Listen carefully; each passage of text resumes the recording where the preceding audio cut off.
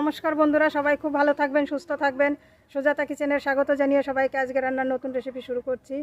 আজকে এখানে তেলাপিয়া মাছ আছে, কাঁচকলা আছে।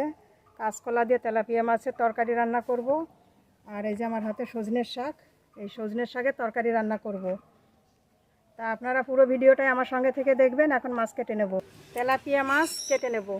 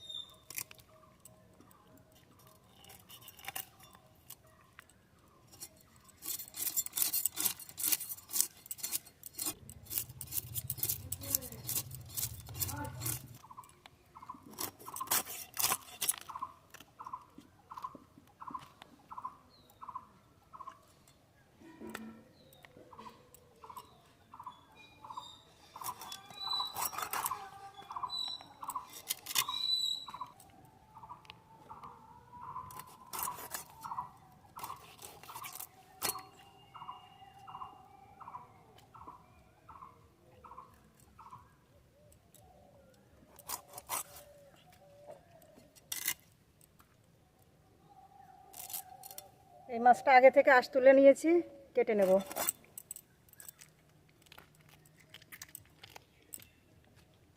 মাছ তো সব কাটা হয়ে গেছে, এবার তুলে নেব।